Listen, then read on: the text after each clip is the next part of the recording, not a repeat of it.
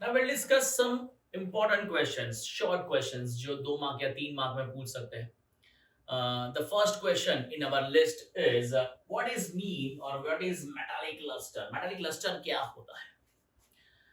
ये एक प्रॉपर्टी है that metals are having metal की फिजिकल प्रॉपर्टीज में से पहली जो प्रॉपर्टी है metals are having a lustrous surface. Metal की जो सरफेस है वो लस्टरस होती है. लस्टरस मतलब चमक वाली. So what is the meaning of metallic lustre? Metallic lustre क्या होता है या एग्जांपल्स या एक्सपेरिमेंट के थ्रू आप उसको एक्सप्लेन कर सकते हैं. What is the meaning of metallic lustre? Let's see the activity to explain the metallic lustre और metals are having luster. The property of metal का ये physical property है. Generally metals are lustrous means they are having shining surface. Lustrous का मतलब shining surface होती है. Guys, हमारे surrounding से जो easily available metals होती है like iron, copper, aluminium, magnesium, ये सब इकट्ठा कर लो. इस वजह से कॉपर, आयरन, एल्यूमिनियम को और मैग्नीशियम को सिलेक्ट कर लो, एक साइड पर रख लो. अब ये मेटल की सरफेस को चेक करो, उसको ऑब्जर्व करो, उसका अपीयरेंस क्या है उसको नोट डाउन कर लो. इसके बाद एक सैंड पेपर ले लो. सैंड पेपर वो कांच पेपर आता है ना जो रब करने के लिए इस्तेमाल होता है, कलर वगैरह को निकालने के लिए उसको घिस के निकाल देते हैं, तो उसको कहते हैं सैंड पेपर. सैंड पेपर से ये मेटल की सरफेस जो है ना उसको जरा स्क्रब कर दो. Rubbed with the sand paper and note their appearance again. अब मेटालिक सरफेस को फिर से ऑब्जर्व करो, उसका जो अपीयरेंस है उनको चेक करो फिर से क्या होगा.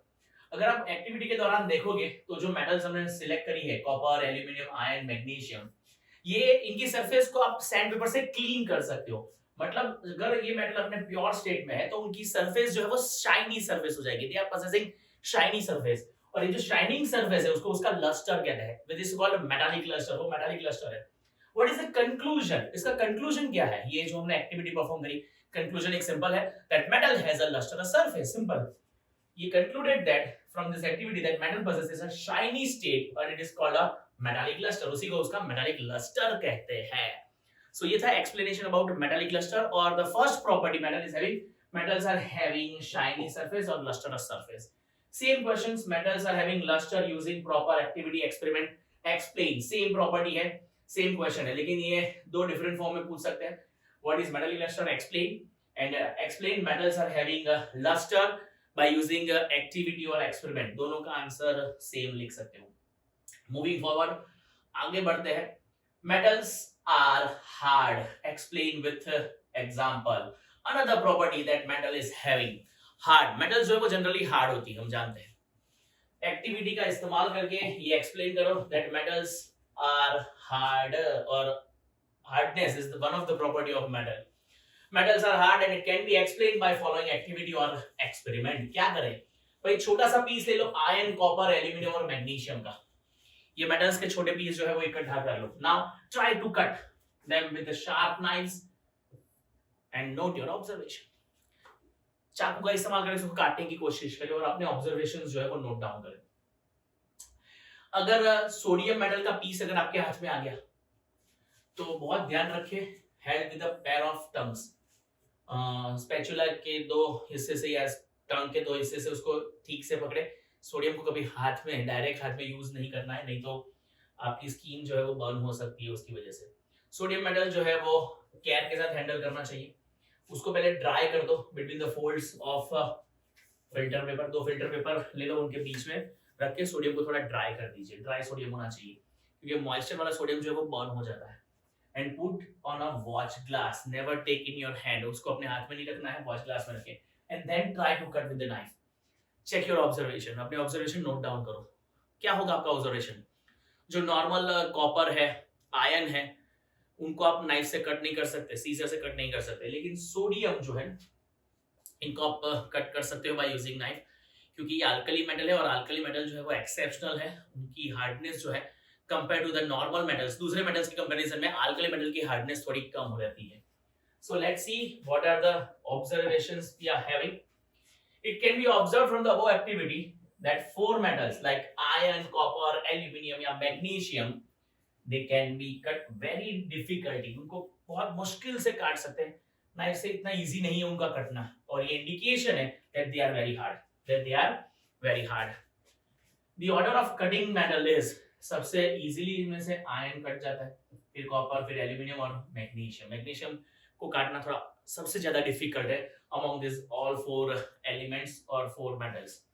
That shows that the hardness of each metal is different. हर एक मेटल की हार्डनेस डिफरेंट होती है, सभी मेटल सेम हार्डनेस पोजेस करते नहीं है. बट जैसे मैंने कहा, sodium it can be cut easily as I mention. एक सोडियम को इजीली कट कर सकते हैं. सोडियम एक अल्कली मेटल है. It can be said that sodium metal is a soft metal. हर एक मेटल हार्ड है ये जरूरी नहीं है, डिपेंडिंग अपॉन द कंडीशन. कुछ मेटल्स जो है हार्ड हो सकते हैं, कुछ सॉफ्ट हो सकते हैं. Next will reach to the conclusion. क्या कंक्लूजन है इसका? ये जो एक्सपेरिमेंट हमने परफॉर्म किया उसका कंक्लूजन क्या आया हमारे पास?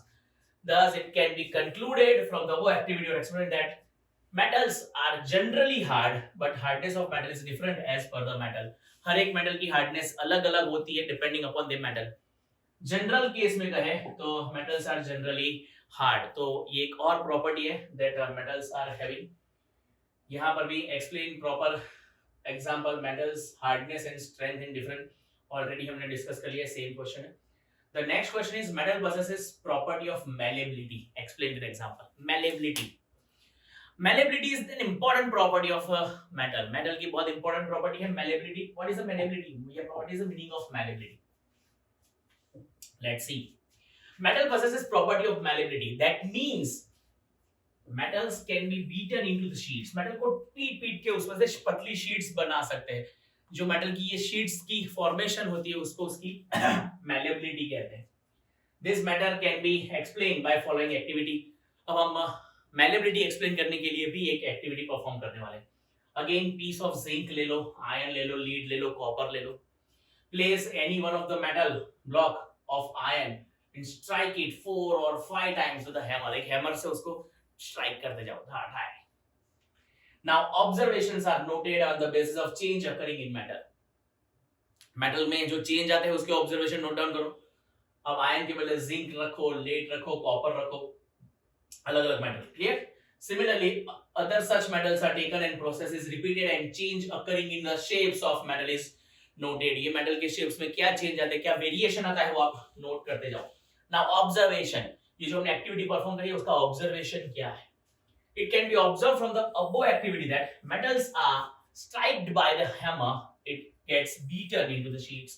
मेटल को जब हैमरिंग करते हो वो पतली शीट्स में कन्वर्ट हो जाती है.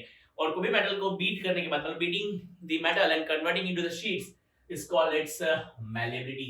सो कंक्लूजन ये कहता है that on the basis of observation done during the given activity that metals can be beaten into the sheets. Metal can be beaten into the sheet. That means this property of metal is called malleability.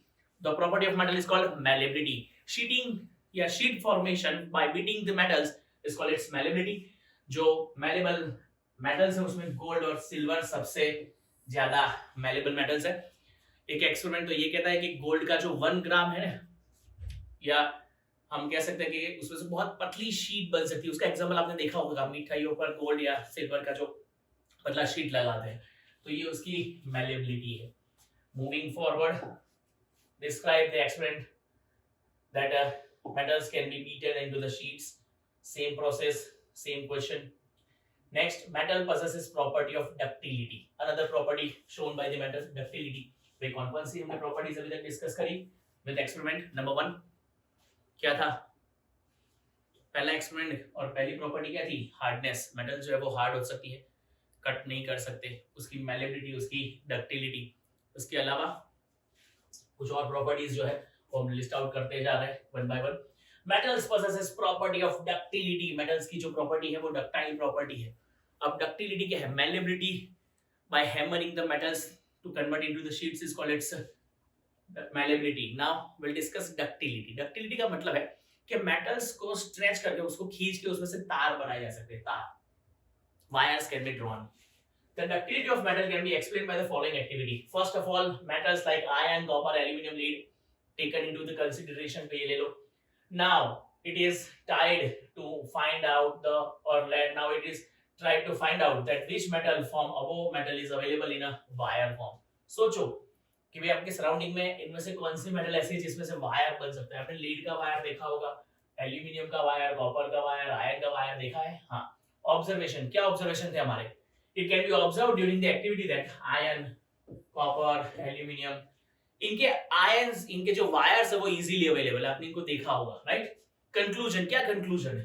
From the above activity it is can be concluded that the property of metals to be drawn into the wire is called its ductility. Metal की एक ऐसी property जिसमें metals में से wire बनाए जा सकते हैं, उसको उसकी डक्टिलिटी कहते हैं। So gold is the most ductile metal. 1 gram of gold, उसमें से 2 किलोमीटर लॉन्ग वायर का फॉर्मेशन किया जा सकता है। 1 ग्राम of gold can be converted into the wire of 2 kilometer length। सबसे हाईएस्ट डक्टिलिटी अगर किसी की है मेटल्स में तो वो गोल्ड है। It is because of their malleability and ductility, metals can be given different shapes according to the requirement। और यही है जिसमें मेटल्स के डिफरेंट शेप्स का फॉर्मेशन किया जा सकता है because of their malleability and ductility। Same question, explain the metals can drawn into the wires using property or activity। Ductility property explain करो, या मेटल में से वायर ड्रॉ कर सकते हैं, सेम प्रोसीजर, खाली दो डिफरेंट टाइप ऑफ क्वेश्चन है, मतलब क्वेश्चन के टैग अलग अलग है, बाकी आंसर दोनों में सेम होंगे। मूविंग फॉरवर्ड, आगे बढ़ते हैं। What are called alloys. Alloys क्या होते हैं? Alloy basically, alloy is the homogeneous mixture of 2 or more metals और नॉन मेटल्स। दो मेटल या नॉन मेटल का जो मिक्सचर होगा उसको एलॉय कहते हैं। To enhance the property of a particular material, कोई एक मटेरियल की प्रॉपर्टी को एनहेंस करने के लिए, उसको और अच्छा बनाने के लिए एलॉइंग की जाती है। Alloying is a mixture of metals और non metals. It is prepared by melting the primary metal and then dissolving the other elements into it. Alloying का प्रोसेस क्या होता है? तो सबसे पहले जो प्राइमरी एलिमेंट या प्राइमरी मेटल है उसको पूरा मेल्ट कर दिया जाए, और बाकी के जो एलिमेंट्स है जो डिफरेंट प्रोपोर्शन में उसके अंदर मिक्स कर दिए जाए। ये उसका मेथोडोलॉजी है, how to prepare an alloy. सबसे पहला जो हमारा इंपॉर्टेंट एलॉय है वो है स्टेनलेस स्टील। स्टेनलेस जो कोरोड नहीं होता है। स्टेनलेस स्टील के अंदर आयरन, निकल और क्रोमियम का कॉम्बिनेशन होता है। यूजेस हम जानते हैं, hard and prepare rust proof equipments बनाने के लिए स्टेनलेस स्टील का इस्तेमाल होता है। Then we have brass. Brass is a combination of copper and zinc. Bronze is a combination of copper and stainless SN, तीन जिसको कह सकते हैं। सोल्डर, जो सोल्डरिंग वायर आती है सर्किट्स वगैरह को ज्वाइन करने के लिए, soldering wire, it's a combination of lead and teen. Lead और टीन का मिक्सचर है ये। फॉर वेल्डिंग और इलेक्ट्रिकल वायर्स, वेल्डिंग और इलेक्ट्रिकल वायर मतलब सोल्डरिंग के लिए यूज होता है। ब्रॉन्ज का इस्तेमाल मेडल्स बनाने में, स्टैच्यू या वाल्व्स बनाने में इस्तेमाल होता है, जो वाल्व होते हैं पानी के अंदर पाइपलाइन में। ब्रास जो है वो डिफरेंट इक्विपमेंट्स, टैप जो अपने घरों के अंदर पानी वाले टैप जो होते हैं, ये बनाने के लिए इनका इस्तेमाल होता है। तो ये है alloy. Alloy is a homogeneous mixture of metals और नॉन मेटल्स। और एलॉय के ये जो कुछ एग्जांपल्स है और इनके कुछ इंपॉर्टेंट कंस्टिट्यूएंट पार्टिकल्स और एलिमेंट्स और ये यूजेस मेंशन किए हैं। Moving forward, metallic oxides of zinc, magnesium and copper were heated with following metals. What happens? In which case will you find the displacement reaction taking place? एक बहुत important और interesting question है कि भाई हमारे पास zinc oxide है, magnesium oxide है और कॉपर ऑक्साइड है। अगर मैं मैग्नीशियम ऑक्साइड, जिंक ऑक्साइड और कॉपर ऑक्साइड को जिंक मेटल के साथ, मैग्नीशियम मेटल के साथ या कॉपर मेटल के साथ रिएक्ट कर रहा हूँ या हीट कर रहा हूँ, then what happens? क्या होगा और कौन से केस में आप डिस्प्लेसमेंट देख सकते हो? डिस्प्लेसमेंट, ठीक है। Let's see in which case will you find the displacement reaction taking place. अगर क्वेश्चन ये है कि भाई अब जिंक ऑक्साइड है आपके पास, जिंक ऑक्साइड, क्या उसको जिंक के साथ रिएक्ट करने में कुछ होने वाला है?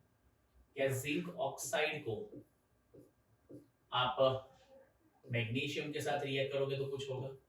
क्या जिंक ऑक्साइड को आप कॉपर के साथ रिएक्ट करोगे तो कुछ होगा? एक्सपेरिमेंट क्या होगा? Let's see. जिंक ऑक्साइड को जिंक के साथ रिएक्ट करने पर नो रिएक्शन अकर्स, नथिंग, कुछ नहीं होने वाला है।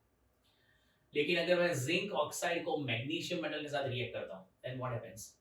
यहां से जिंक जो है वो डिस्प्लेस हो जाएगा और जिंक को डिस्प्लेस करके मैग्नीशियम जो है वो कन्वर्ट हो जाएगा मैग्नीशियम ऑक्साइड में, MgO + Zn। So zinc get displaced. ये यहां पर डिस्प्लेसमेंट रिएक्शन होगी। जबकि कॉपर जो है वो जिंक को डिस्प्लेस कर सकता नहीं है, it never displaces zinc. Copper zinc को डिस्प्लेस नहीं कर पाएगा। क्यों ऐसा, वो मैं क्वेश्चन के एंड में समझा रहा हूं, लेकिन आपको पहले क्वेश्चन का आंसर मिल गया है कि भाई आप जिंक ऑक्साइड को अगर जिंक के साथ रिएक्ट करोगे तो नो रिएक्शन, मैग्नीशियम ऑक्साइड के साथ रिएक्ट करोगे तो reaction will occur, and magnesium जो है वो जिंक को क्या कर देगा, सब्स्टिट्यूट कर देगा, एंड कॉपर के साथ रिएक्ट करोगे then it's no reaction again, copper उसको सब्स्टिट्यूट नहीं कर पाएगा। अगर मैं जिंक ऑक्साइड के बदले मैग्नीशियम ऑक्साइड ले रहा हूं MgO, and when MgO is reacted with zinc, MgO is reacted with magnesium and MgO is reacted with copper. What happens when magnesium oxide reacting with zinc, no reaction occur, magnesium with no reaction occur, magnesium oxide reacting with copper, no reaction occurs, no reaction occurs. That means ना तो zinc ना तो copper magnesium को substitute कर पाएगा from its oxide, वो oxide में से मैग्नीशियम का सब्स्टिट्यूशन पॉसिबल नहीं होगा थ्रू जिंक और कॉपर। थर्ड वन, अगर मैं कॉपर ऑक्साइड Cu2O है, Cu2O, अगर मैं उसको रिएक्ट कर रहा हूं with zinc and a copper oxide is reacting with magnesium or a copper oxide is reacting with copper, what happens in this reaction? Zinc substitute the oxygen, zinc substitute the copper to produce zinc oxide, ZnO. Magnesium also substitute the copper, but copper can't substitute the copper.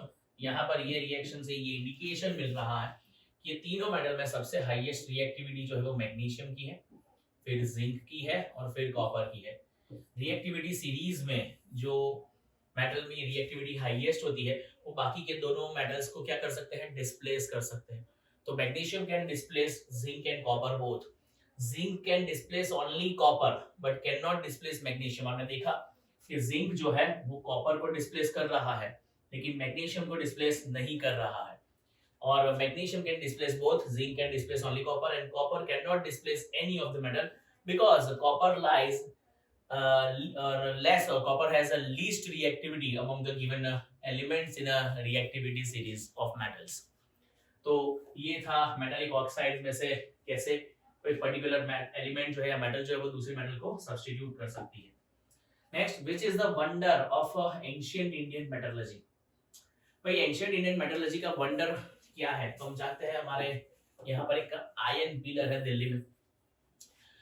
Iron pillar near Qutub Minar in Delhi was build more than 1600 years ago, 1600 साल पहले की बात है।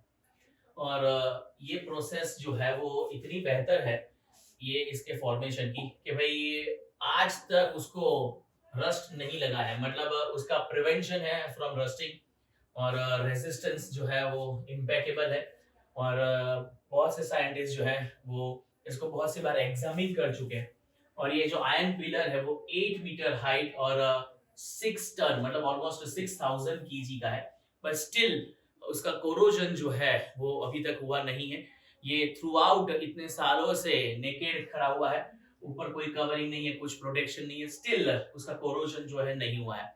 ये बहुत impeccable achievement है Indian metallurgy के लिए।